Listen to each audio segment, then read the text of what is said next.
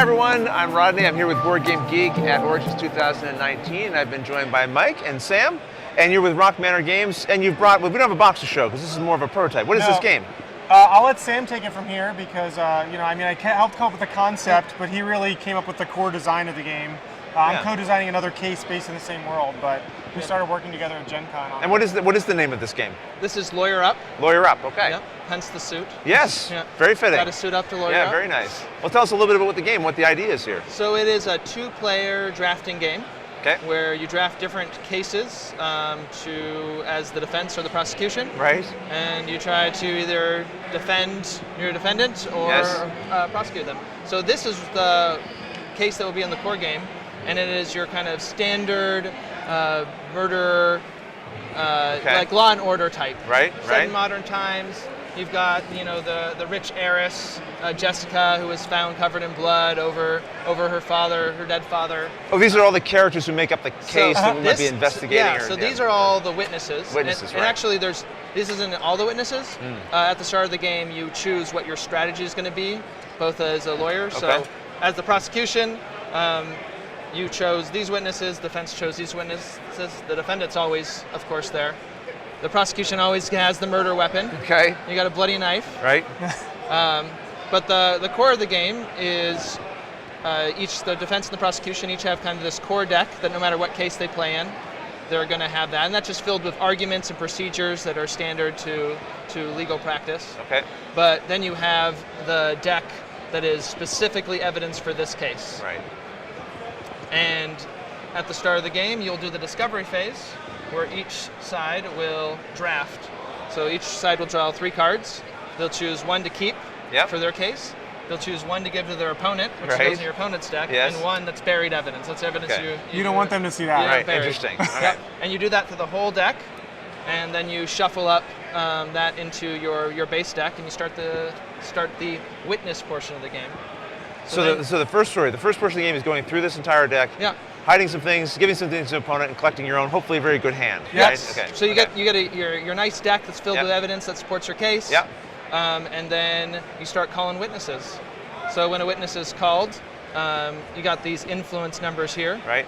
And you face, like if I called this witness, I would face this number towards me. Yep. Right. So, if you guys are playing against each other, it would sort of go like that. And what you would be doing, Rodney, is you would try to be chaining together and matching symbols. You can only play a card if it matches the symbol of your previous argument.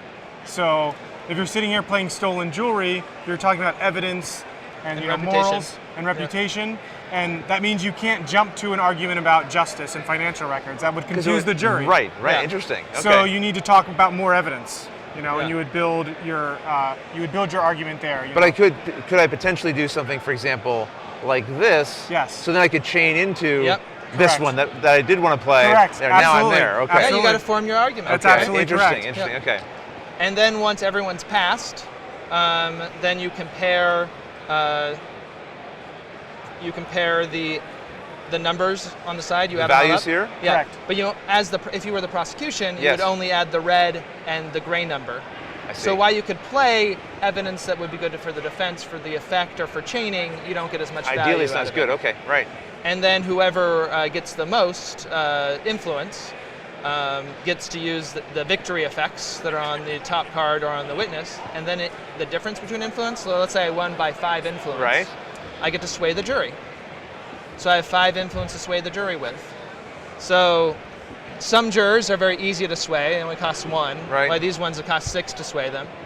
And I just sway the bias that's on them, towards the side that I would like. So as the defense, if I won by 5, there's 1, 2, 3, 4, 5. And now I've swayed this bias, over to my side. Interesting. So I might be playing things here that are giving me really good effects, but I'm also trying to keep in mind, ultimately, at the end of this case, I presume I want most of the jury on my side, right?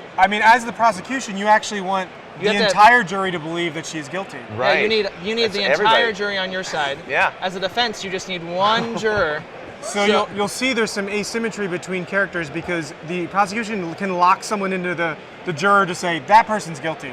Right. Yeah, they're not going to change their mind. They're not going to change their mind. So the prosecution is constantly pushing up, trying to lock, and the defense is trying to keep 1 or 2 witnesses just to hold out. Interesting. Yeah. For a reasonable doubt. This is I shouldn't have like probably such a. Sounds fascinating. I don't think I've ever seen a game quite like this that represents thematically and mechanically really what it's doing in this way. I mean, we came up with this, what, 2 or 3 Gen Cons ago? I mean, we've been working on this for a while. Yeah, and then once you get through all the witnesses, then you see if you won or not. So this is one case. This deck represents one case. They all kind of relate and tie to these things. So in the future, you can have future cases, but you can play this game again, right? Multiple absolutely. times. Oh, you can play this over and over again. But like this one, I just finished the prototype and we're starting to test out a witch trial. Yeah. And the witch trial, there's no jury. Instead, there's a mob, and there's all the biases on the mob. Right. And then you sway the bias onto witnesses. To make them accused. And once they have 5 bias on them, you hang them. Yep, they're a witch. Intriguing.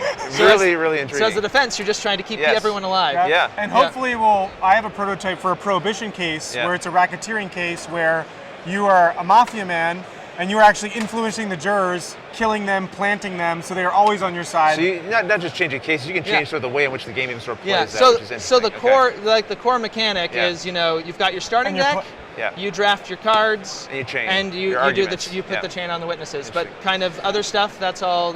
So just refresh everyone here. When's this going to Kickstarter or going to Probably early next year. Yeah.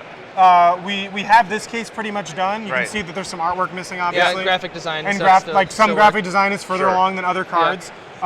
But we still are working on all the art's still coming in for the witch case and the prosecution, the prohibition case. Well, I want to thank you both for giving this overview. I'm really intrigued. I hope you guys enjoyed seeing this as well. And until the next time, thanks for watching. Thanks, guys. Thanks for having us. Yeah.